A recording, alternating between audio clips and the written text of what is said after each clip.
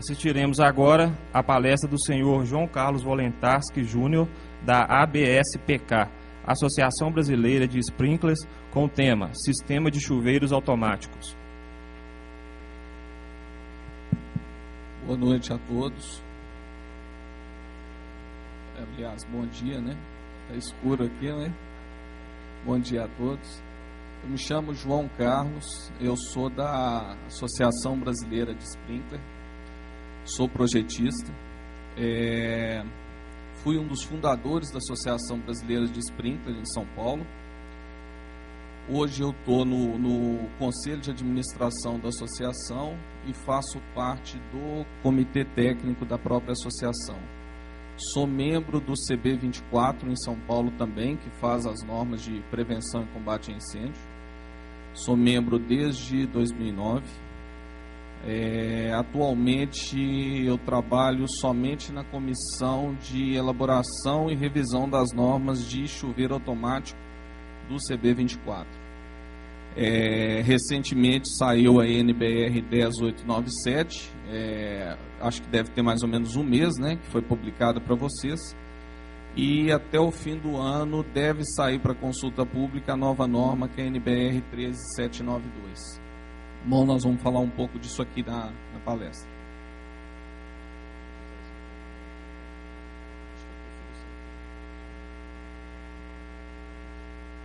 Bom,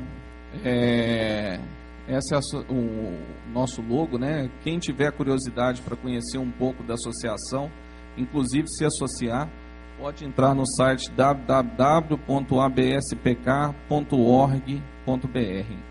Inclusive, dúvidas técnicas, existe um campo no site para dúvidas técnicas, mesmo de não associados, da comunidade em geral.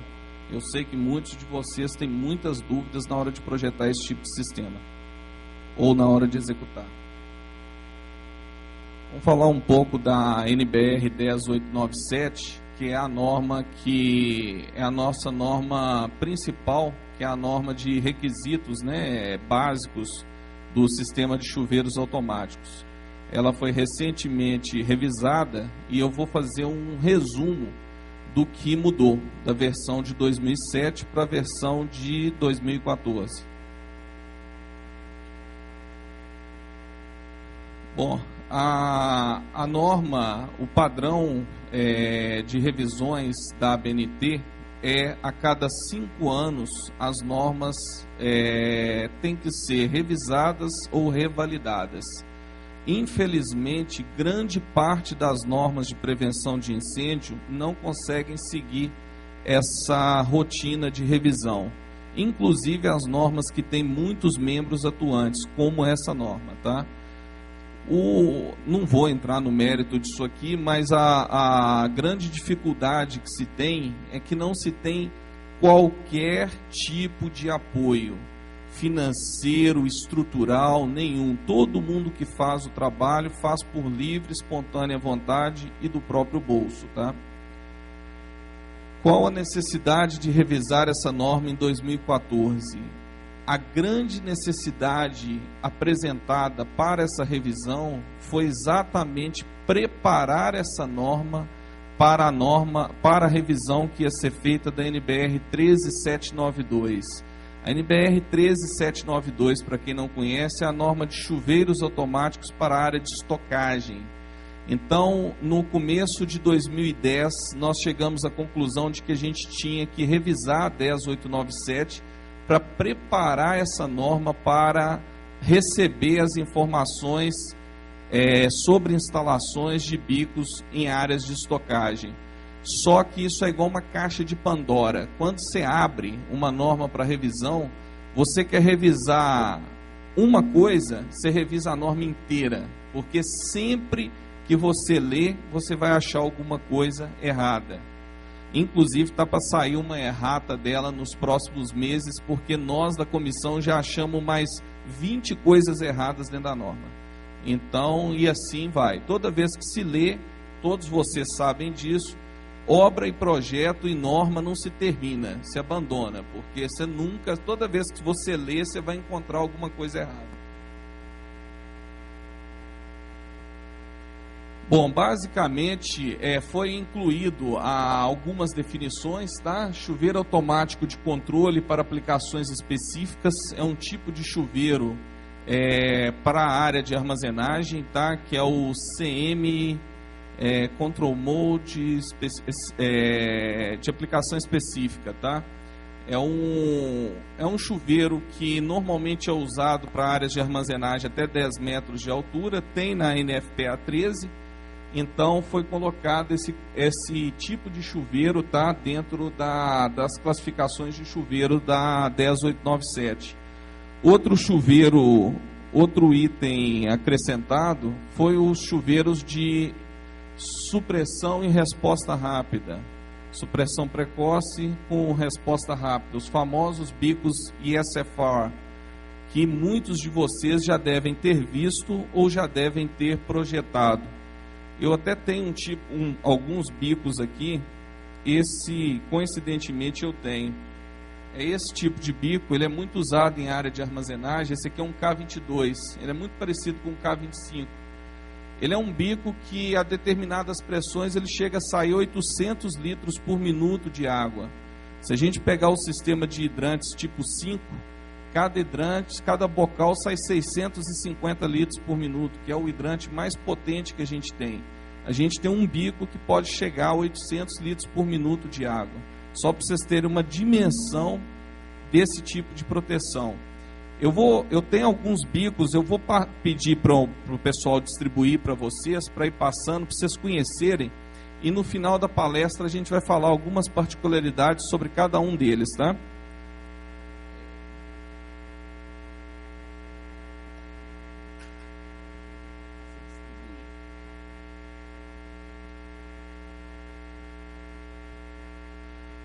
Tubo seco, nós acrescentamos uma coisa extremamente importante. A NFPA 13, versão de 2013, ela trouxe a possibilidade de adotar sistema seco, não mais com ar, mas com nitrogênio sob pressão. Então, a gente acrescentou, já que estávamos revisando, acrescentamos isso também, tá? Válvula de governo e alarme é uma coisa que é igual lenda. Todo mundo sabe que existe, mas nunca ninguém viu. Se você olhar na 10897, versão 1990 ou versão 2007, nenhuma delas tem o que significa uma válvula de governo e alarme. Todo mundo sabe o que é, bate o olho. Se eu perguntar para qualquer um aqui, sabe o que é. Mas não existia a descrição, o conceito do que é isso dentro da norma, tá? Esse é um conceito que é igual jabuticaba, só existe no Brasil, tá? O válvula de governo e alarme, a norma americana trata como alarm check valve. A gente chama aqui de válvula de governo e alarme o que os americanos chamam de alarm check valve, mais uma válvula de bloqueio, que seria a válvula de gaveta. Então, essa como a nossa não era, o nosso conceito era diferente do conceito que tinha na norma mãe, nunca esse conceito era apresentado dentro da norma. Agora depois de mais ou menos umas 8 reuniões, chegou-se ao consenso disso aqui, tá? É um conjunto composto por válvula seccionadora, normalmente usa-se válvula borboleta ou válvula gaveta, o mais comum é até a gaveta. Válvula de retenção, que é o conjunto propriamente dito, aquela válvula que vocês conhecem, tá? Um sistema de alarme de fluxo, manômetro, drenos e acessórios instalado em cada coluna de alimentação, riser, de um sistema de chuveiros automáticos. Área de armazenamento. Esse era um erro brutal que existia na NBR 10897. Talvez o maior erro que a gente possa listar dentro da norma era sobre esse assunto. A NBR 10897, quando saiu para consulta pública, se não me engano, no ano de 2006, ela continha uma frase, logo no início dela, falando que aquela norma não se aplicava para áreas de armazenagem. Não se sabe por qual motivo essa frase foi suprimida na impressão da norma em 2007. E muitos muitas obras, projetos foram feitos em área de armazenagem utilizando a NBR 10897. A NBR 10897, ela não traz requisitos para áreas de estocagem, ela só traz requisitos para áreas convencionais, áreas industriais, comerciais e afins. Então, não existia referência a nada relativo à armazenagem. Então, era muito comum as pessoas pegarem a norma e aplicarem como risco extraordinário toda vez que se tinha uma área de armazenagem. Nessa revisão agora, criou-se mais um item dentro das classificações, igual existem risco leve, risco ordinário 1 e 2, extraordinário. Agora a gente tem um novo item chamado áreas de armazenamento. Esse item remete à nova NBR 13792. Mas se a gente lê a NBR 10897, consta que ela pode ser usada para áreas de armazenagem até 3,70 metros de altura.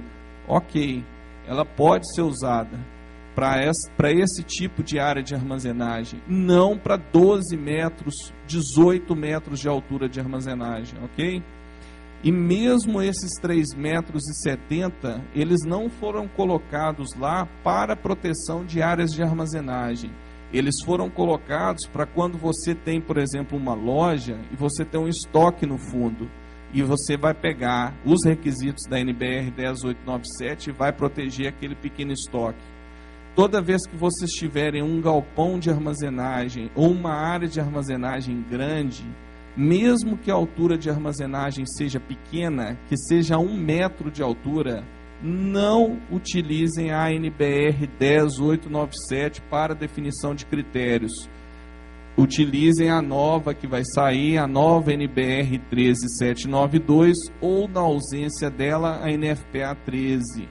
Não sei se vocês sabem, mas todas as duas, tanto a NBR 10897 quanto a NBR 13792, elas são a tropicalização da NFPA 13. Se vocês pegarem a NFPA 13 para fazer qualquer tipo de projeto, vocês nunca vão se deparar com nada diferente da NBR 10897 ou da NBR 13792. Bom, um outro assunto relativo a tubos. Existia uma referência, à medida que os anos vão passando, outras normas vão surgindo da ABNT. Existia uma norma, não existia uma norma de tubos padrão americano no Brasil, padrão Schedule. Então existia uma referência à norma americana, a STM A135, que hoje sumiu. Ela hoje a NBR 5590, ela é exatamente uma tradução da STM A135, então foi simplesmente trocado a referência. Bom, essa é uma mudança extremamente importante. Tubos de aço classe média para rosca. A NBR 10897 versão 2007 continha um erro. Ela previa que em acoplamentos roscáveis você podia usar o tubo DIN 2440 ou NBR 5580 classe leve, tá? Esse tubo, ele não pode ser usado, classe leve não pode ser usado quando você tem usinagem do tubo, que é fazer abrir rosca ou abrir qualquer sulco no tubo que diminua a parede, a espessura do tubo.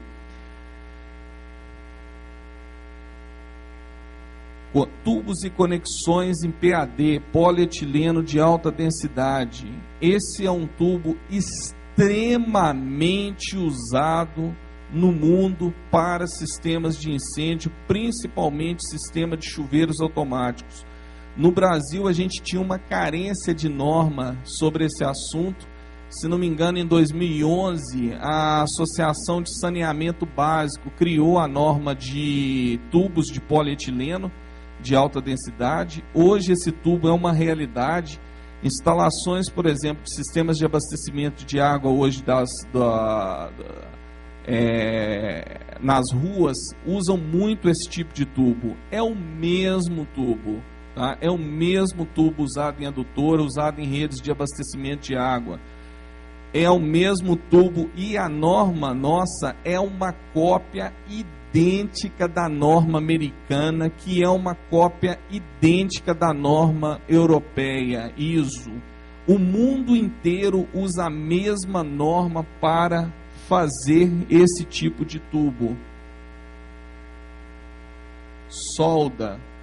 Existia uma referência na NBR 10897 que não se podia usar solda em tubos com diâmetro menor do que 2 polegadas.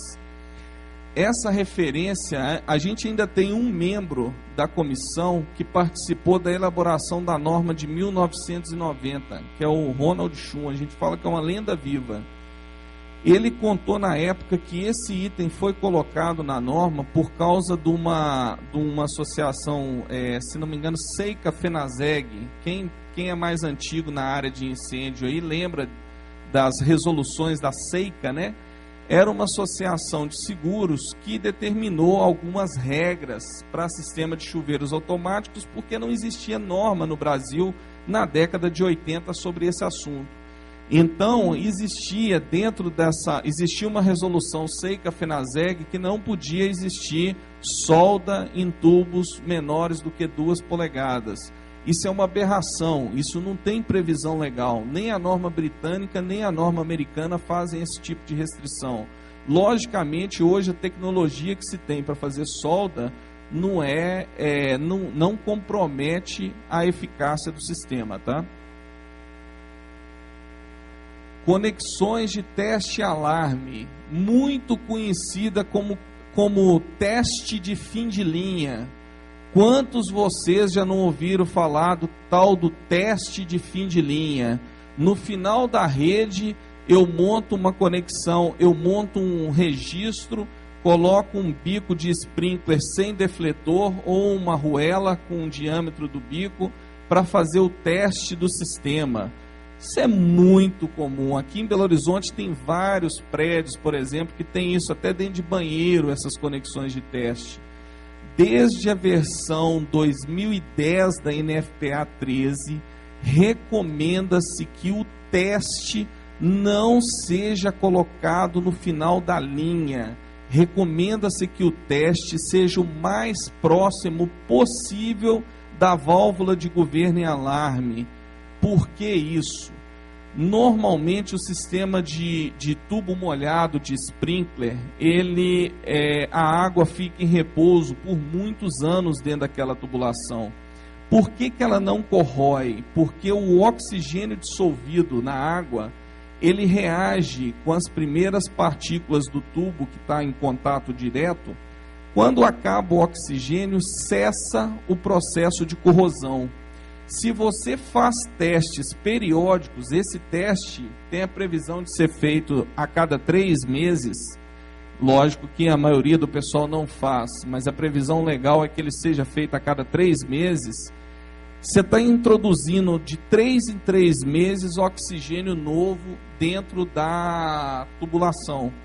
Então, o que se notou ao longo dos anos é que as tubulações foram entrando em processo de corrosão avançado exatamente por causa do teste no fim da linha.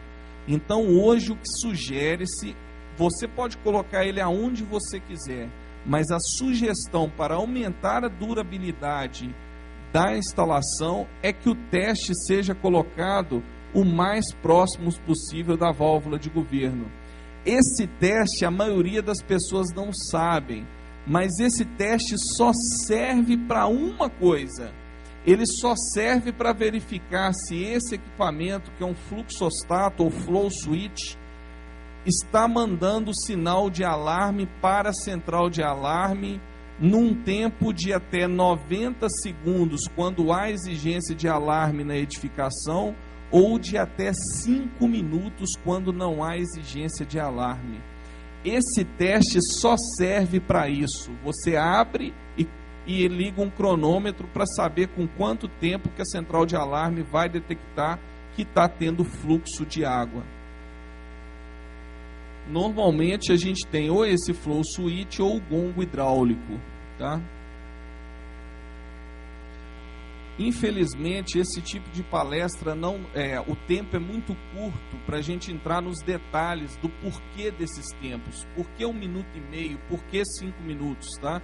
Estou à disposição de vocês para tirar todas as dúvidas e tudo, mas numa outra oportunidade que a gente tiver mais tempo, a gente entra nos detalhes, não só nesses, mas outros também, tá? Chuveiros externos. Existia uma referência na NBR 10897, que também tem na NFPA 13, que também tem na NFPA 80, que é a utilização de chuveiros externos para isolamento de risco, tá? Se a gente pegar a nossa norma de isolamento de risco, se não me engano é a IT 07, não me recordo, 5. Se a gente pegar a IT, ela é exatamente uma tradução da NFPA 80, só que não veio isso na NFPA 80 e não é comum usar isso no Brasil. Até hoje eu vi só um edifício no estado de São Paulo que utilizou isso aí para isolamento de risco, tá? Como é uma coisa que sempre surgia dúvida na norma e ninguém utilizava, a gente optou por eliminar isso dessa norma, tá? Chuveiros em áreas refrigeradas. A grande dificuldade, todo mundo que for mexer com isso aqui toma um couro gigantesco, e eu me incluo nisso, tá? Área refrigerada é muito complicado para se trabalhar com sistema de chuveiros automáticos. Deve-se colocar? Deve. Você tem incêndios gigantescos em áreas refrigeradas, principalmente por causa do uso de plástico expandido exposto, isopor. Por exemplo, comida congelada, tá? Você tem incêndios em áreas de comida congelada que são incêndios seríssimos. Porém, a quantidade de coisas que continha a NBR 10897 era insuficiente para a pessoa conseguir elaborar um projeto ou executar uma instalação.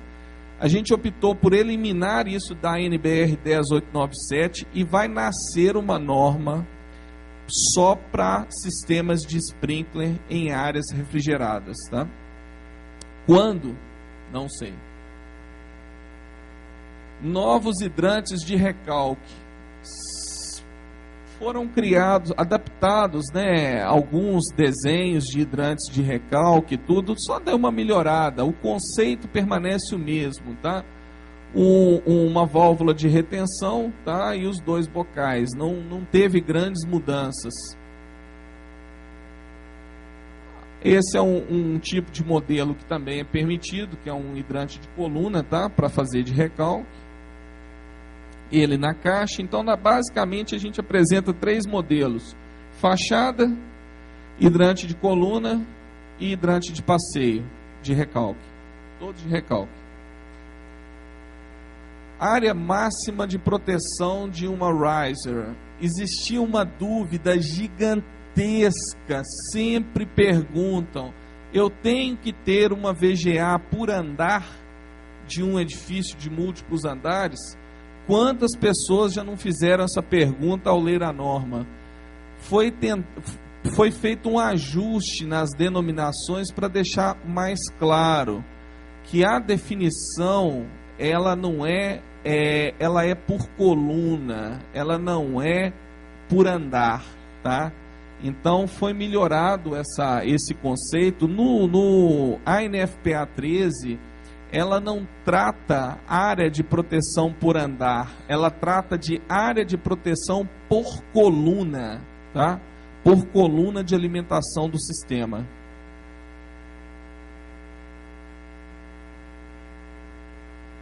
Bom, posso instalar um sprinkler ESFR K25 distante 400 milímetros do telhado? Sim. Até então, se a gente soltasse a NBR 13792, que permitia, que vai usar bicos ESFR, não tinha opção, você tinha um limite de 35 centímetros do bico até a telha. Esse tipo de bico, ele permite até 457 milímetros de distância em relação à telha. Se não altera a NBR 10897, que é a norma que traz os requisitos de instalação, você não consegue aplicar a NBR 13792. Área de cobertura por sprinkler. Como foram inseridos novos bicos de sprinkler, foram também adaptados às áreas de cobertura por sprinkler. Distâncias mínimas e máximas de sprinkler, distâncias mínimas máximas entre sprinkler e parede, distância entre defletor e tetos, obstruções. Todos esses assuntos não foram revisados, aquelas tabelas que vocês conheciam, no sentido de deletar ou eliminar. Simplesmente acrescentou por causa dos bicos novos, os bicos ESFR e os bicos de controle de aplicação específica ou de controle de densidade área.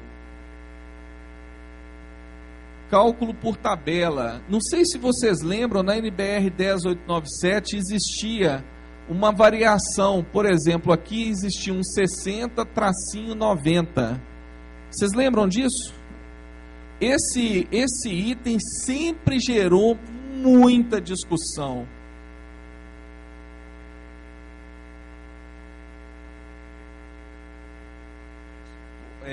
Pode responder. Bom dia. Toda a palestra está sendo filmada, todas elas estão sendo filmadas, vão ser disponibilizadas no YouTube. Então a gente vai encaminhar no e-mail dos senhores futuramente para poder acessar, dar instrução para outras pessoas também que não puderam acessar. Perfeito. E lembrem-se que tem dúvidas, pode entrar no site da BSPK e tirar todas as dúvidas, tá, gente? Bom, existia uma variação aqui de 60 a 90, de 90 a 120. Vocês têm ideia do porquê que existia isso? Na verdade, não se explicava isso na norma, e coitado do leitor, né? Ele tinha que decidir, ele decidia pelo menor, ele em princípio estava atendendo a norma. Agora, será que o maior não seria o ideal? Na verdade, existe um padrão nos Estados Unidos chamado Central Station. É um sistema de monitoramento das centrais de alarme em contato direto com o Corpo de Bombeiros para que eles chamam de resposta rápida ou imediata. Então, o que consta na NFPA 13 é o seguinte: se você tem uma central de alarme que ela faz com que o bombeiro chegue mais rápido no seu incêndio, você pode trabalhar com valor menor. Então, o que a gente, depois de muita discussão, a gente não tem esse tipo de serviço aqui no Brasil, de interligações das centrais de alarme com o Corpo de Bombeiros. A gente não tem as mesmas respostas. Nos Estados Unidos é muito comum você ter bombeiros por bairro, aqui já não funciona. Então, a forma de trabalho aqui é um pouco diferente da de lá. Então optou-se por trabalhar com os valores menores quando o sistema é dimensionado por cálculo hidráulico e trabalhar com os valores maiores quando o sistema é dimensionado por tabelas, ok? Se a gente olhar o cálculo, olha só, para risco leve, a duração por tabela é 60 minutos. Para risco leve, calcular por cálculo hidráulico, é 30 minutos. Se a gente pegar a NBR 10897, vocês vão ver que esse era assim, 30-60. Ok? Vale ressaltar mais uma coisa, que é uma coisa que o pessoal erra muito. Desde a versão 2007 da NBR 10897 e desde a versão 1993, se não me engano, da NFPA 13, não é permitido o uso de cálculo por tabela, a não ser que seja um sistema existente que foi previamente calculado por tabela, ou a área seja de até 465 metros quadrados. Aqui tem um comparativo de reserva de água, levando em conta essa variação do tempo de operação do sistema e os próprios dados. Cálculo por tabela é extremamente oneroso. Extremamente oneroso. Observem uma análise de cálculo de reservatório por tabela ou por cálculo hidráulico, tá?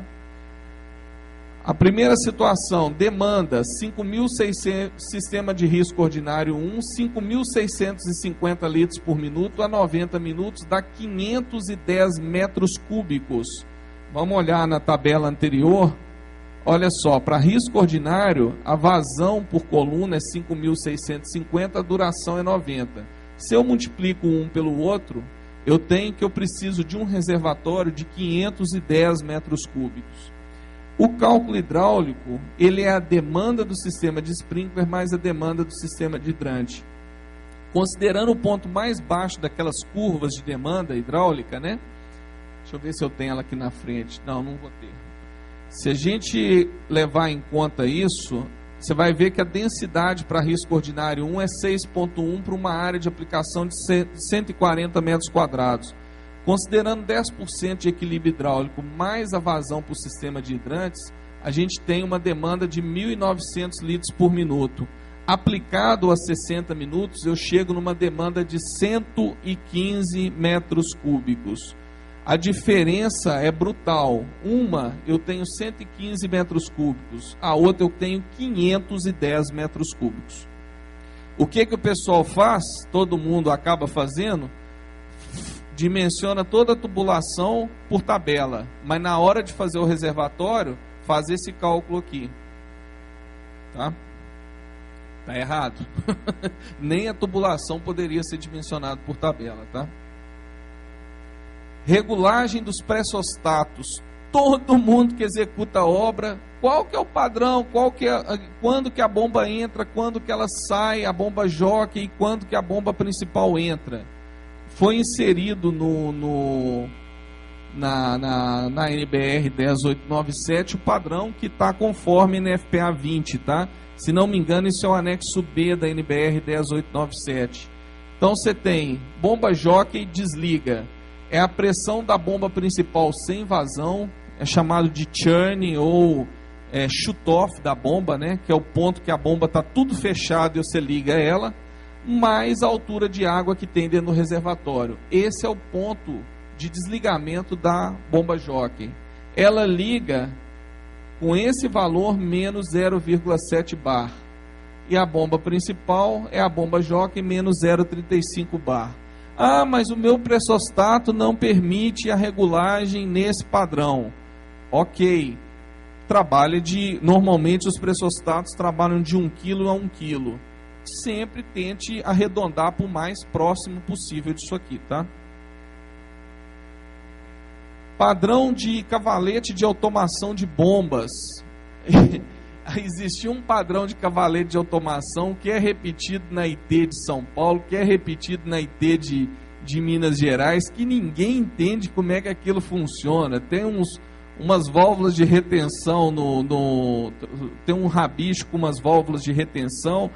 Aquilo ali, inclusive, o pai da criança trabalha lá na comissão também. Ele, inclusive, justificou, mas na prática, aquilo não nasceu da NFPA. Aquilo foi uma coisa, vamos dizer, uma adaptação brasileira às condições que a gente tem. Hoje, com os equipamentos que a gente tem disponíveis no mercado, a gente pode trabalhar com o previsto na NFPA 20, que é esse padrão de automação aqui, tá? Então, basicamente, você tem uma derivação da tubulação principal. Isso aqui ocorre entre a válvula de retenção e o registro de gaveta. Você tem que ter um por bomba. Se eu tiver 2 bombas dentro da casa de bombas, eu tenho que ter 2 derivações. Eu não posso, de uma derivação, fazer 2 cavaletes, tá? É um erro também muito comum, porque se você perder um cavalete, você perde as 2 bombas. Então você tem 2 válvulas de retenção com um pequeno furinho entre elas, faz esse furo com uma broca mesmo na obra, tá? e leva um pressostato, um manômetro e um registro para dreno.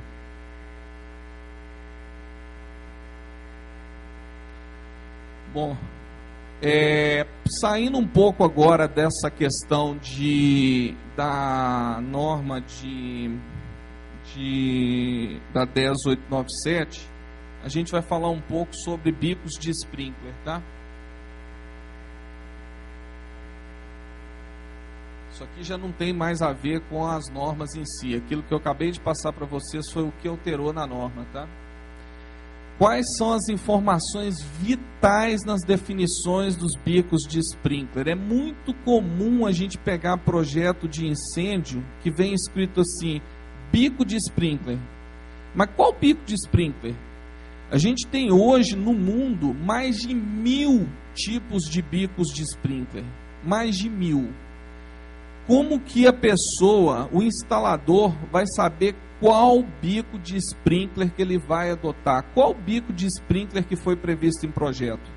Então, basicamente, a gente tem que informar esses 7 itens que constam aqui, tá? Posição da instalação, o bico é em pé ou ele é pendente? Essa informação é talvez uma das mais importantes, né? Porque não adianta você pôr um bico na posição trocada, ele não vai funcionar.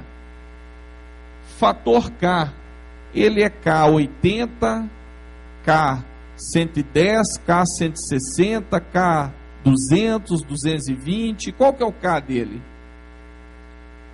Vale ressaltar que o fator K, quem estudou hidráulica aí, é exatamente o mesmo fator de constante de escoamento. Todo mundo tem dúvida, o que é esse raio desse fator K? Nada mais é do que uma constante de escoamento, tá? Que está previsto em todos os livros de hidráulica em escoamento por orifícios, ok? Temperatura, extremamente importante. Qual é a temperatura do bico que eu vou adotar? Tempo de resposta, o bico é de resposta rápida ou resposta normal? Cobertura, o bico é de cobertura normal ou de cobertura estendida? Diâmetro da rosca, eu tenho bicos, por exemplo, K115, de meia ou de 3/4. Não sei se vocês sabem, você só pode usar bico de meia para bico K80. K115, você só pode usar bico de meia se for uma reforma numa instalação existente. Ok? Por isso que o diâmetro da rosca nessa situação, ela é importante. Nas demais não, porque já é automático em função do fator K do bico. A gente fala que 6 informações são extremamente importantes. Essa 7ª aqui, ó, essa aqui, ela só é importante para o bico K115, porque é onde tem a variação. Tipo, ele é Control Mode Density Area, que é o sistema é o bico mais antigo, né? É controle de densidade área, controle para aplicação específica, Control Mode Specific Application, é SFR, famoso ISFR, né? Ou é SFR de aplicação específica. Essa informação é extremamente importante. Você tem bico K25, CMDA e K25 é SFR e K25 é SFR Specific Application. Qual que você vai colocar? E se você especifica, se você não colocar essa informação, você pode ter certeza, eles vão instalar o mais barato. E pode ser que o mais barato não atenda. Bom, aqui vem alguns desenhos de sprinkler, para quem não conhece, né? Esse é um bico padrão, é um bico K80 ou K5.6. Esse é um bico pendente, tá? De resposta rápida. Esse é um bico upright, também de resposta rápida. Esse já é um bico sidewall. Pelo diâmetro do bulbo aqui, já dá para ver que ele é de resposta padrão, tá? São todos bicos de cobertura padrão. Esse aqui são os bicos que você vê em shopping. É muito comum esse tipo de bico, tá? Esses são os bicos de estocagem. Tem um bico desse rodando por aí. Tem um K22 aí rodando por aí, tá? Esse é o K22, esse é o K25. Os dois são muito parecidos. Esse também é um bico de estocagem, esse é um Control Mode Specific Application, tá? Esse é um bico para alturas de armazenagem até 10 metros. Esse é um bico para ser instalado dentro do porta-pallet, dentro das estruturas porta-pallet de armazém. Ele tem uma proteção que a gente chama de water shield.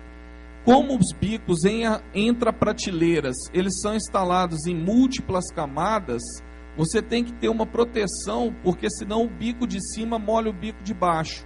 E se ele ativou primeiro do que o bico de baixo, ele vai inibir a ativação do bico de baixo. Esse é o bico que a gente chama de bico seco, é o dry sprinkler. Nada mais é do que um bico de sprinkler aqui na ponta, com um tubo seco aqui dentro e uma ligação dele aqui em cima. Aqui dentro é um dispositivo mecânico. Eu visitei a fábrica da Reliable agora em junho, nos Estados Unidos, e vi a construção desse bico. É a coisa mais simples do mundo. É um tubinho de cobre que existe dentro do corpo dele, ligando a parte de cima à parte de baixo. A gente usa muito esse tipo de bico dentro de câmara de congelados. O bico fica, a rede de água fica na parte de temperatura positiva, acima da câmara, mas o bico fica dentro da câmara. Então a gente tem esse corpo aqui para evitar o congelamento da água. É um bico caríssimo. Cada bico desse custa R$2.000. Um bico SFR desse tipo. Eu só conheço uma instalação até hoje com esse tipo de bico. Pão de Açúcar em São Paulo. Um CD do Pão de Açúcar em São Paulo.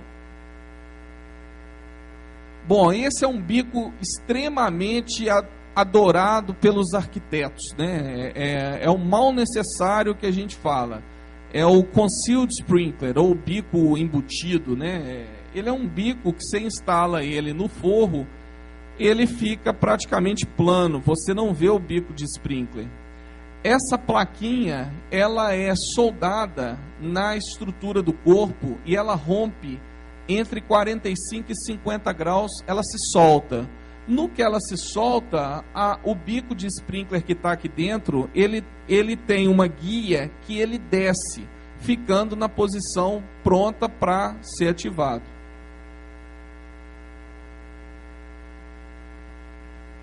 Tempo de respostas dos sprinklers.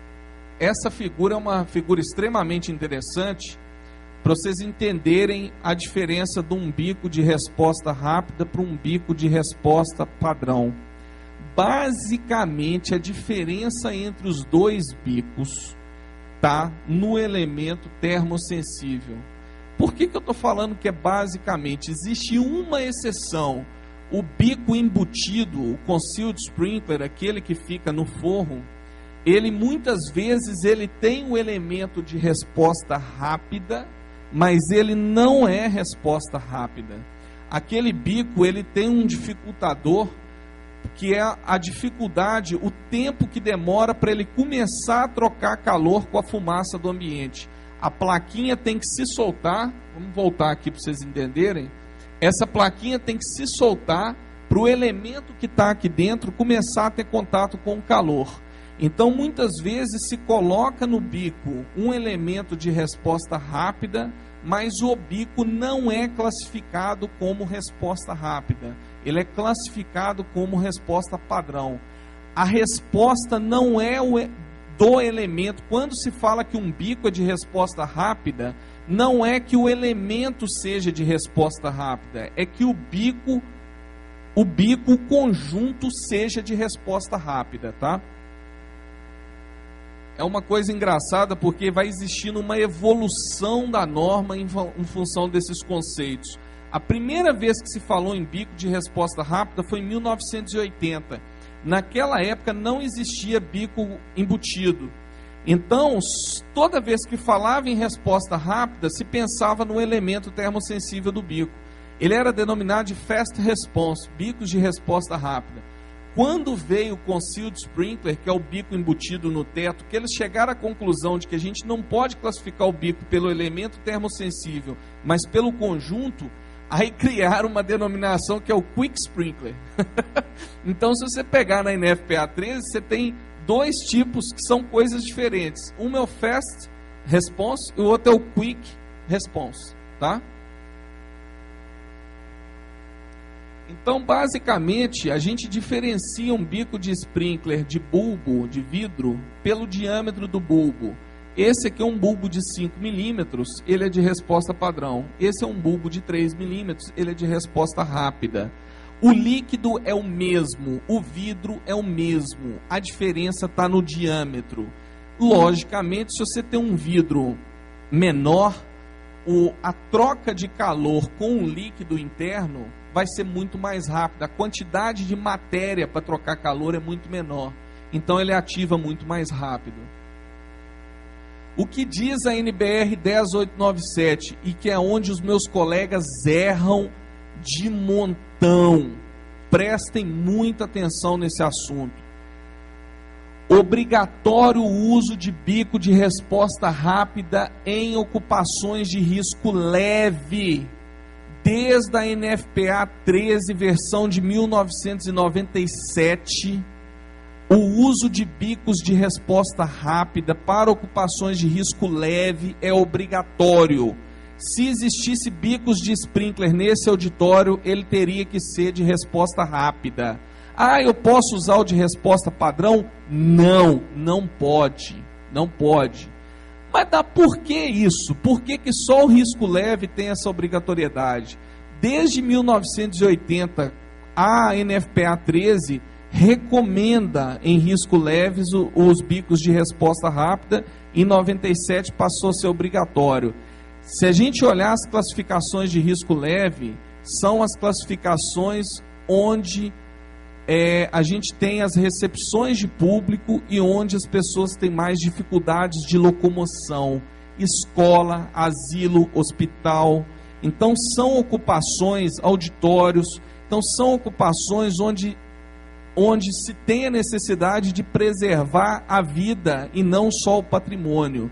E são ocupações que existe uma demora na ativação do bico de sprinkler em função da baixa combustibilidade que existe no ambiente. Você tem um bico de sprinkler de resposta rápida num ambiente como esse, ele vai ativar com 1 minuto e meio a 2 minutos. Um bico de resposta padrão vai ativar com 8, 9 minutos.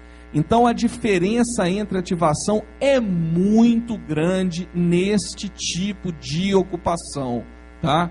Diferente de uma área de armazenagem. Numa área de armazenagem, o desenvolvimento do incêndio é gigante. Se a gente pegar a instrução 09 de vocês vão ver que uma instalação como essa tem uma carga de incêndio entre 300 a 700 megajoules por metro quadrado.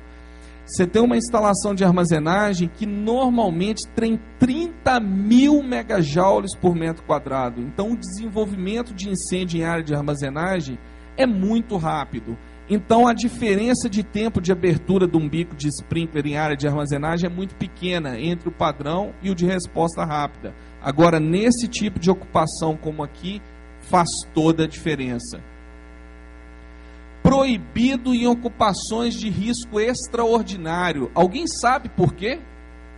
Alguém se arrisca a falar por que eu não posso usar bico de resposta rápida em áreas de risco extraordinário?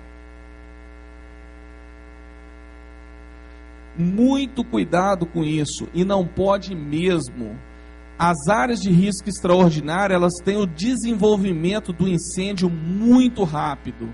Normalmente são áreas com líquidos inflamáveis, poeiras combustíveis e coisas afins. Então o que acontece? Se eu tenho um bico que responde muito rápido, eu posso ter aberturas de bicos em áreas que não estão ocorrendo incêndio. O bico ele abre tão rápido que eu fiz um dimensionamento, por exemplo, para 25 bicos em operação. Se eu usar um bico de resposta rápida, eu posso ter o funcionamento de mais de 50 bicos. Então, os bicos de resposta rápida, eles são proibidos em áreas de risco extraordinário. Vantagens de uso do bico de resposta rápida. Em riscos ordinários e riscos leves, você pode reduzir a sua área de operação em até 40% usando bicos de resposta rápida. Se o bico abre mais rápido, logicamente a minha área queimada ou a minha área de cálculo vai ser menor. Então, áreas onde o pé direito vai até 6 metros de altura, que é em torno de 20 pés, na 10897 isso aqui já está em metros, tá? É porque eu não consegui copiar a imagem da 10897 para colocar aqui, eu copiei da NFPA 13. Mas você consegue reduzir volume de reservatório, capacidade de bomba e diâmetro da tubulação. E a diferença é gigante. Se você olhar, por exemplo, um risco ordinário, normalmente dá em torno de 80 metros cúbicos de reserva de água de sprinkler. Quando a gente aplica isso aqui, risco ordinário você tem aonde? Edifício comercial. Você chega em reservas de 45 mil litros, 40 mil litros. Então é uma diferença brutal. E o seu cliente adora isso. Você já é obrigado a colocar em áreas de risco leve. Em edifício comercial é área de risco leve. A norma te obriga a colocar esse tipo de bico. Então lembre-se que ao colocar ele, você tem essa vantagem. Normalmente o pessoal não usa essa vantagem. Mitos e verdades sobre sprinklers. Bom, eu tenho mais aí uns 5 minutinhos, eu acho que dá para a gente falar um pouco de mitos e verdades, tá? Preciso de sprinkler em entreforros? Qual a altura máxima para não precisar de sprinkler? Essa é uma pergunta que todo mundo faz. Ah, eu tenho um entreforro de 1,5 metro de altura, eu preciso de pôr sprinkler? A necessidade de ter ou não sprinkler no entreforro, tá, se o forro for combustível, você deve pôr sprinkler no entreforro. Ou se você tem materiais combustíveis no entreforro. Exemplo, eu tenho uma instalação de ar-condicionado que é de material combustível. Vai ter que ter sprinkler. Ah, não, eu tenho instalação de ar-condicionado, mas com material autoextinguível, que é muito comum usado hoje. Não precisa de sprinkler. Ah, mas eu já ouvi falar que forro acima de 80 centímetros eu tenho que ter. Alguém tem ideia de onde que surgiu isso? Isso veio de uma norma antiga, se não me engano, acho que da FOC, a FOC, né? Tinha uma referência sobre isso. A NFPA nunca trouxe essa referência, tá? Preciso de uma VGA por andar em edifício de múltiplos andares? A gente falou isso agora há pouco. Não precisa. A NFPA 13, ela traz, quando ela fala de Alarm Check Valve, que seria o mais próximo do que a gente chama de VGA, né? Ela traz 2 desenhos. Um é esse que vocês conhecem da VGA propriamente dita, e a outra é aquele que a gente chama de controle seccional ou controle setorial. Para a NFPA, os dois são considerados Alarm Check Valve. Os dois são considerados válvulas de governo. Então, o que acontece? Em cada andar, você tem que ter um controle setorial da sua coluna de sprinkler, não uma válvula de governo. Quando o ambiente pega fogo, todos os sprinklers controlados pela válvula de governo, englobando o ambiente em sinistro, abrem. Isso é muito comum a gente ver em filme. Acredito que aqui nesse ambiente ninguém vai ter esse tipo de dúvida. Mas a gente assiste filme, o cara chega com um isqueiro, acende um bico de sprinkler, todos os bicos de sprinkler do andar se abrem. Isso não é verdade, isso só ocorreria em sistema dilúvio, tá? Quando a rede de sprinkler sempre deve estar abaixo, né? Luminárias, calhas elétricas, etc., para se evitar água e eletricidade. Essa é uma pergunta também clássica. O instalador adora fazer essa pergunta. Não deve. A posição do bico deve respeitar a posição do telhado, a distância do bico em relação à telha ou em relação à laje, e verificação das obstruções na abertura e descarga do bico. Bico molhar a eletricidade não tem problema nenhum. Vocês sabiam que grande parte das seguradoras que tem análise de engenharia de projeto de sistema de sprinkler exige sprinkler dentro de subestação? Ah, mas se eu jogar água no transformador, eu vou causar um acidente. Não, se você jogar água num transformador, ele vai desarmar. Ele vai ter um arco elétrico e vai desarmar por curto-circuito. Só que a seguradora prefere te pagar um transformador do que pagar uma fábrica inteira.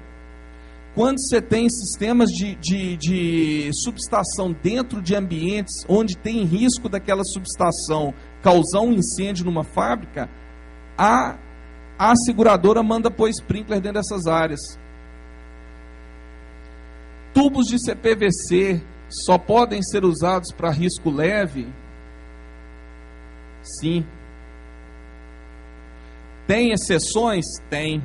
Só que a 10897 a gente não tratou, talvez na próxima versão a gente trate. Existe uma exceção quando você tem áreas de até, se não me engano, 40 e poucos metros quadrados, você pode usar em risco ordinário para cobrir, por exemplo, você tem um pavimento todo de risco leve, mas você tem uma casa de máquinas, por exemplo, de ar-condicionado, que é um risco ordinário, para você não ter que mudar o tipo de tubo, tá? Tubos de cobre podem ser usados em pavimentos de garagem? Essa, acho que ninguém vai saber, né? Em tese, só se existir forro. O tubo de cobre, ele é por soldagem, brasagem capilar, né? Que a gente chama a solda dele. Aquela solda, ela se rompe a 107 graus, se não me engano. Você pode ter em situações de incêndio numa garagem temperaturas superiores a essa, mesmo com o bico de sprinkler funcionando. Então você pode ter a abertura das soldas em função da temperatura no incêndio. Tubo de cobre é embutido em forro, ok?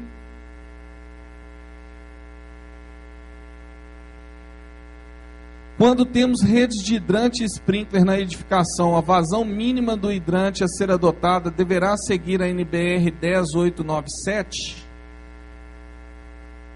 E aí, deve ou não deve? Para efeito de cálculo do reservatório, você deve adotar a maior, ou a do bombeiro, ou a 10897. É muito comum, por exemplo, em risco leve, que a do bombeiro seja maior do que a 10897. Mas em risco ordinário ou extraordinário, a 10897 é maior do que a do bombeiro. Qual que eu devo usar? A maior. Tá?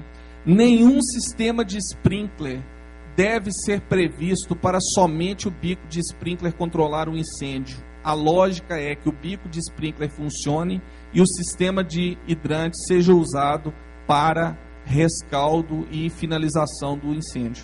Perfeito? A vazão e a pressão da água do sistema de hidrantes deve ser equilibrada com o sistema de sprinkler no ponto de conexão de ambos?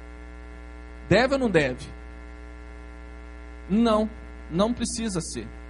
A norma americana, ela trata o sistema de mangueiras como um sistema à parte. Você não necessariamente tem que equilibrar, você deve simplesmente prever a reserva de água, mas não precisa de se preocupar com o equilíbrio hidráulico na ligação entre esses dois pontos. Caso não seja possível respeitar a distância máxima do defletor do sprinkler até o teto, deve-se instalar um coletor de calor sobre o sprinkler para garantir sua operação. Faltou um ponto de interrogação aqui, tá? Não pode. O famoso coletor de calor, proibido, isso não existe, tá? Isso existia na norma de 1990, sempre esteve errado esse item. A NBR 10897 requer o uso de somente uma bomba de incêndio e uma bomba jockey para redes de sprinklers, independente da classificação de risco do local a ser protegido? Sim, eu não sou obrigado a colocar bomba reserva em nenhuma situação. Eu tenho que ter a bomba principal e a bomba jockey apenas. Bomba jockey, quando bem dimensionadas, podem ser úteis em alguns casos de necessidade de melhorar a vazão de combate a incêndio, ser acionada simultaneamente com a bomba principal? Não, o objetivo da bomba jockey não é trabalhar com a bomba principal. O objetivo da bomba jockey é simplesmente pressurizar a rede e manter a mesma pressurizada. A distância mínima do sprinkler à parede é de 1 metro. Já cansei de ver isso em memorial de shopping.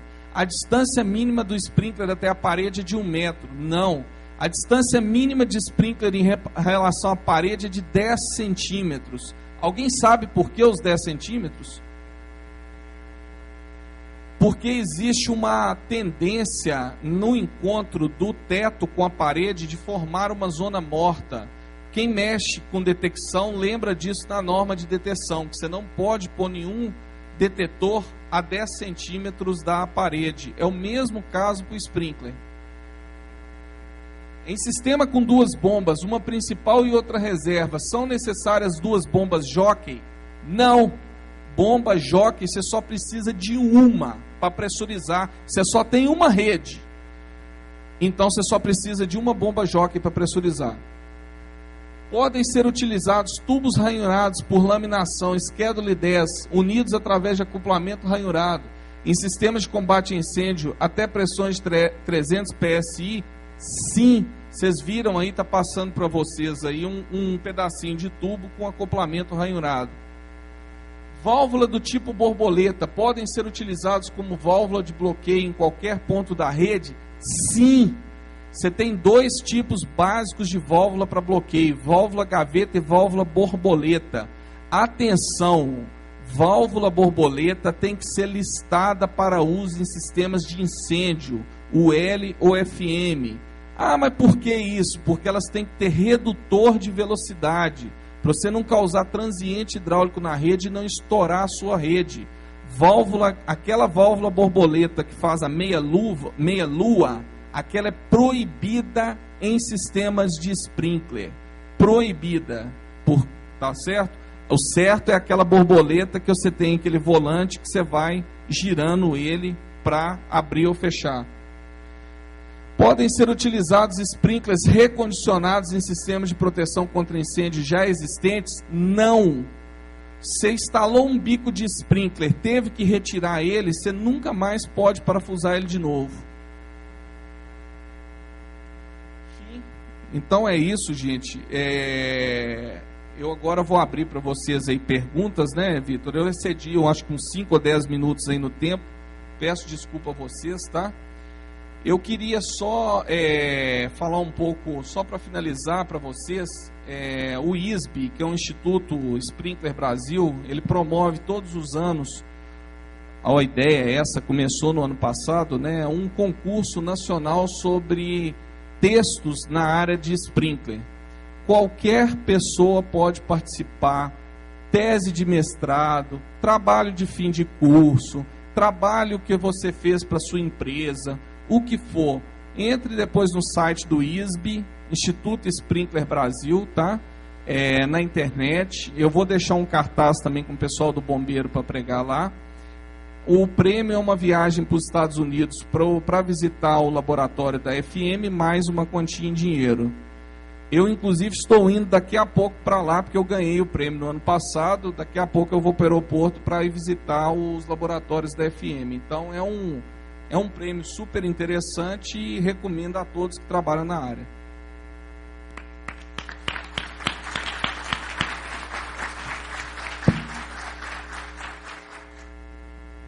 Se os sprinklers derem um alarme falso, isso causará danos consideráveis? Por favor, comentar. Bom, vamos lá. Essa é uma dúvida que muita gente tem, principalmente instalação de sprinklers em áreas de patrimônio elevado. Normalmente áreas de CPD, esse tipo de situação. Ah, se eu tiver um acidente com sprinkler, eu vou ter uma perda grande? Vai. Vai porque qualquer bico de sprinkler, por mais simples que ele seja, Esse bico de sprinkler de escritório, que é o menorzinho, ele dá uma vazão em torno de 80 litros por minuto de água. Então você pode ter sim um dano elevado. Agora, qual é a solução para isso? Eu tenho uma área de alto valor agregado, exemplo, vamos pegar o caso aqui da PUC, eu tenho esse museu, eu quero proteger a preguiça, tá? Mas eu não quero nunca que tenha um acidente que jogue água eu não sei nem se a preguiça foi reconstituída, né? Eu não quero nunca que caia água naquilo lá. Então você pode trabalhar com sistemas de sprinkler de pré-ação, é o que a gente chama de pre-action system, tá? Que é um sistema que você faz com a detecção automática de incêndio. Você tem o de simples bloqueio ou duplo bloqueio. O de simples bloqueio, se a detecção detectou que tem um incêndio, os bicos de sprinkler são esses convencionais, com ampola, tudo direitinho. Detectou que tem um incêndio, a válvula abre e permite a entrada de água para preencher a tubulação de água para esperar um incêndio. Não detectou incêndio, a tubulação está seca. Então vamos supor que o cara vai trocar uma lâmpada, pega a escada e acerta o sprinkler. Não vai acontecer nada, porque aquela tubulação está seca. Se ela está seca, não vai vazar água. Esse é o sistema de pré-ação de bloqueio simples. Você ainda pode ter o sistema de pré-ação de bloqueio duplo, onde, para entrar água dentro da rede, você precisa de 2 eventos. O primeiro evento é a deteção, que a gente falou agora há pouco. O segundo evento é a despressurização da rede. Você preenche normalmente a rede com ar comprimido ou com nitrogênio e detecta se houve despressurização. Se ocorreu esses dois eventos, você vai ter a entrada de água na rede, ok? Tem mais alguma? Você quer ler aí? Sabe que o sistema de construção americano é baseado em madeira. O brasileiro é baseado em tijolo, alvenaria. Por que copiamos sistemas americanos se os sistemas construtivos são tão diferentes? Isso aí, se você deixar, depois eu vou complementar. Ok.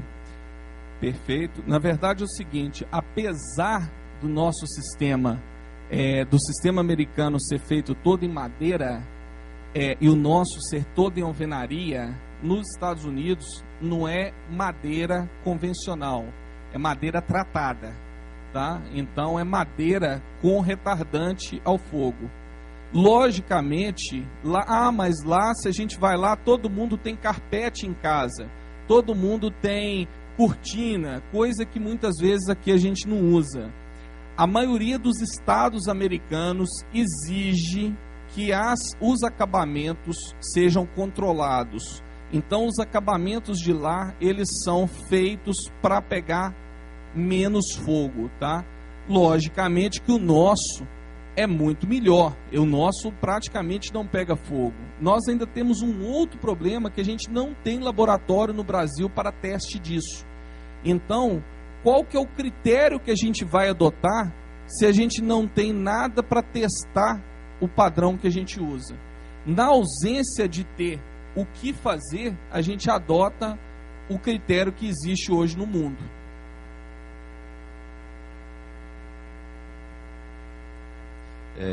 Queria complementar, em relação ao sistema construtivo, nós temos uma herança, né, europeia. Então a gente vê construções muito parecidas com as brasileiras nos países da Europa, a questão da alvenaria, Portugal. Então a gente tem tentado observar em outras normas, a gente não tem ainda essa estrutura toda para fazer uma revisão normativa do Corpo de Bombeiros dessa norma, que é uma norma muito complexa. Para outras normas, como a gente vai apresentar, como a IT08, a IT16, IT4, nós estamos tentando desprender um pouco desse viés americano. Porque as nossas construções, por incrível que pareça, são em geral muito mais seguras, né? Resistem a muito mais calor do que essas construções de países, né, da América do Norte, né? Então, é justamente por isso que nós estamos tentando desvincular um pouco e também criar uma cultura mais nossa mesmo, né? Avaliar as nossas construções e como elas respondem aos incêndios. Só finalizando esse assunto, existem dezenas de critérios que devem ser adotados em áreas de madeira, que eles foram eliminados tanto na NBR 10897 quanto na NBR 13792. Logicamente, nós lá no CB24 em São Paulo, a gente não inventa nada, mas a gente não insere na norma aquilo que de fato não se usa no Brasil. Mais uma. Sprinklers em banheiro, deve ou não ser usado? Perfeito. Essa é uma pergunta extremamente importante. O que falava a NBR, a NFPA 13, versão até 2010, desde 1973 até 2010, que banheiros até 5,1 metros quadrados não precisa de proteção por chuveiros automáticos. O que fala a NFPA 13 atual, que é a NFPA 13 versão 2013, qualquer banheiro, em qualquer área, tem que ter sistema de sprinkler, tá? O que vai vir na NFPA 13 versão 2016, que eu conversei com o pessoal da NFPA em julho nos Estados Unidos, vai voltar aos 5,1 metros quadrados, tá? Então, para que isso? Esse 5,1 é para você não colocar sprinkler num banheiro privativo, tá? Inclusive ele chama isso, banheiro privativo. Agora, qualquer banheiro que não seja privativo, que normalmente são banheiros maiores, deve sim ter sprinkler. Ok. É um shopping com pé direito de 10 metros na área de circulação de pessoas. Qual seria a altura de instalação do sprinkler? Essa pergunta é extremamente interessante. Não só um shopping com circulação de 10 metros de altura, como também um prédio que tem um átrio, por exemplo, a 25, 30 metros de altura, tá? Infelizmente, a NFPA 13 não trata desse tipo de requisito. Ela não faz a variação sobre esse tipo de proteção. A gente sabe que alturas acima de 9 metros de altura, o sprinkler já passa, o sprinkler convencional que é usado em shopping, ele já passa a não ser tão efetivo mais. O que adotar? Eu sugiro, eu como projetista faço isso, sugiro vocês adotar o datasheet 326 da FM, se quiserem anotar, é o DS 326 da FM, ele tem requisitos para tetos até 30 metros de altura. Bom, tem uma aprumada que abastece 5 pavimentos. Tem que fazer uma VGA na aprumada e uma VCS por pavimento ou só uma VGA? Aí depende do tamanho do seu pavimento. Depende de algumas outras coisas também. Vamos começar. Se o seu pavimento for menor do que a área de uma VG, e o seu reservatório for superior, ou seja, elevado, não é subterrâneo, elevado, você não precisa de nenhuma VG. Você só precisa de controle setorial em cada andar. Se o seu reservatório for subterrâneo, você vai precisar de uma VG para atender essa coluna. Lembre-se que a VG, ela nada mais é do que uma válvula de retenção, tá? Então a gente precisa de válvula de retenção quando o sistema é ascendente, não quando o sistema é descendente. Perfeito? Mais uma. Se qualquer edificação tiver garagem, estacionamento, a reserva deve ser calculada como risco leve ou risco ordinário. Eu imagino se o edifício for do risco ordinário. Isso é muito comum em edifício de escritório. Você tem risco leve nos pavimentos e risco ordinário na garagem. A reserva técnica deve ser calculada com base no risco ordinário da garagem. Sugiro a vocês usarem aquele gráfico, porque vocês vão usar bicos de resposta rápida no edifício. Use também bicos de resposta rápida na garagem e reduzem em até 40% o volume de água. Perfeito? As edificações com áreas de ocupação de depósito ou estocagem que, porventura, foram submetidos a projeto de execução, conforme a NBR 10897, estariam com a sua segurança comprometida, imagino que está dizendo antes da atualização. Sim, sim. Sim, porque a 10897 ela nunca falou que podia, também nunca falou que não podia. Esse tipo de instalação está inadequada. Sugiro adequar. Incêndio em área de depósito, se não tem controle nos primeiros 4 minutos, perde-se o depósito inteiro, não sobra nada. Tá? Bom, mais uma. Se vamos mudar a posição de um bico de sprinkler, apenas para corrigir a sua área de cobertura, por que o mesmo bico de sprinkler não pode ser reaproveitado? Esse é um item que gera muita discussão. O handbook da NFPA 13, ele traz o seguinte argumento para isso. Ele fala que o bico de sprinkler é um elemento muito sensível. O fato de enroscar o bico de sprinkler na tubulação, ele já é uma situação perigosa. Você enroscar, desenroscar e enroscar outra vez, você está multiplicando por 3 o risco de danificar um bico. Lembre-se que um bico de sprinkler, ele tem validade prevista na NFPA 25 e na NBR 10897 por no mínimo 50 anos. Você está colocando um equipamento que custa em torno de R$15, que vai durar 50 anos. Não economize.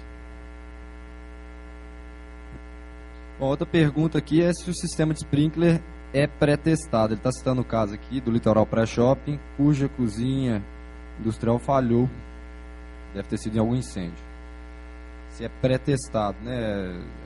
Olha, não existe teste físico do bico de sprinkler em si, em loco. Por exemplo, eu terminei uma instalação, eu sou obrigado a abrir determinados tipos de bico.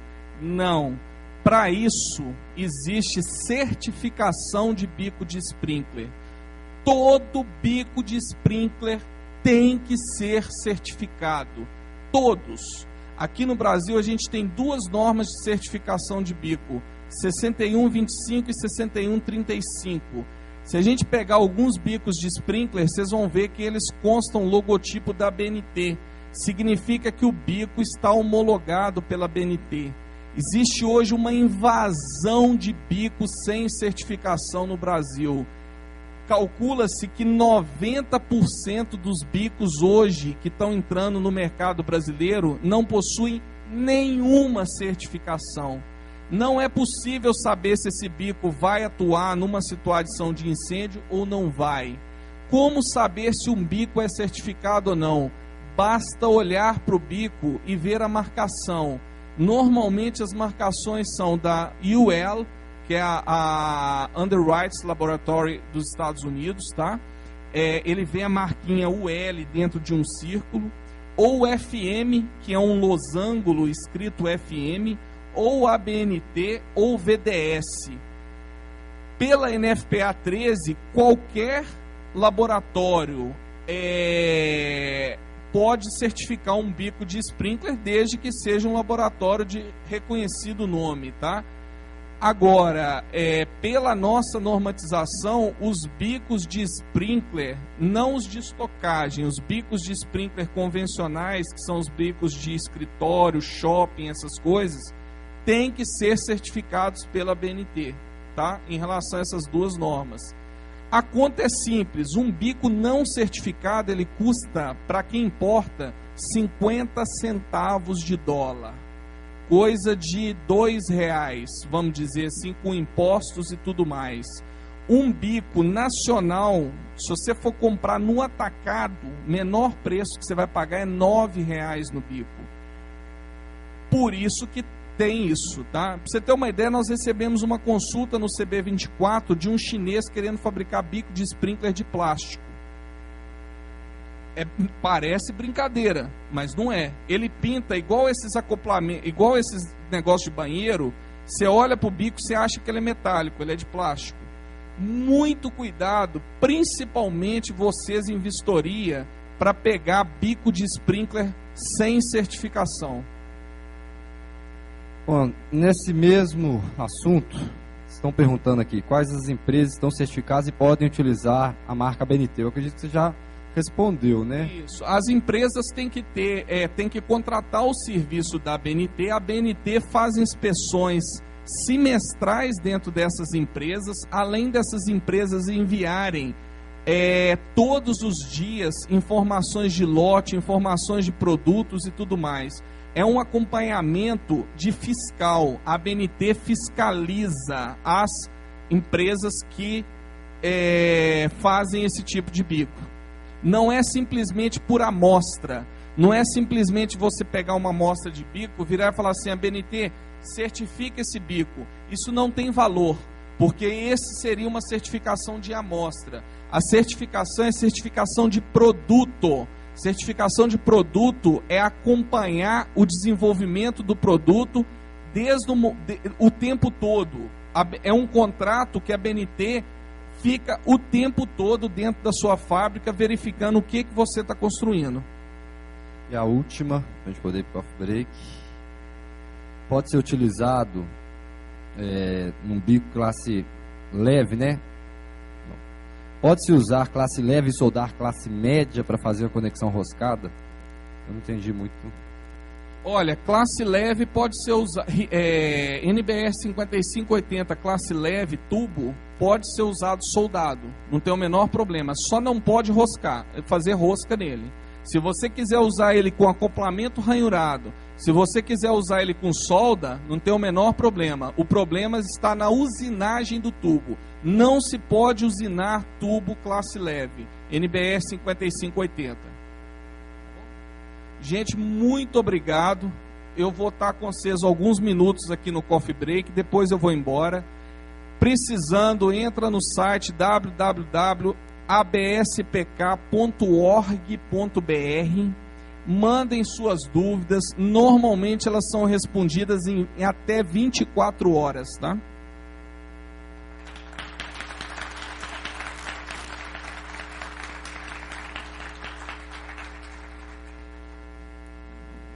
Convidamos o senhor Coronel Ezequiel e o senhor Braulio Franco Garcia para entrega do certificado como forma de agradecer a excelente palestra ministrada.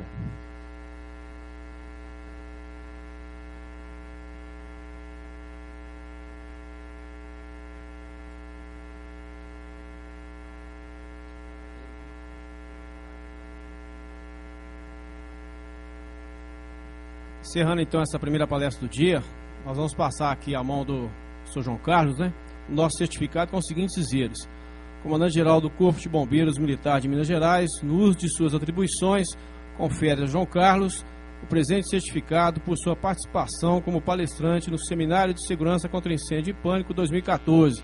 Está assinado Ivan Gamaliel Pinto, Comandante-Geral do Corpo de Bombeiros. Então, João, fica aqui os nossos agradecimentos, nossos cumprimentos, tá? Pela fala aí, pelos conhecimentos transmitidos.